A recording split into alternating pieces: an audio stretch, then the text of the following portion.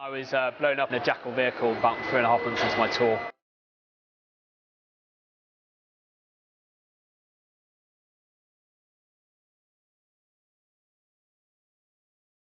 Six years on, I never have thought that I would have been here today putting cars together with Stephen, and it's been an amazing experience.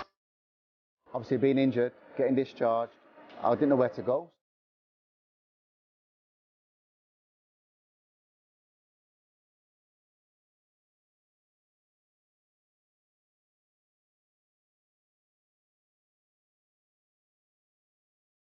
A genuinely life-changing experience the last year or so.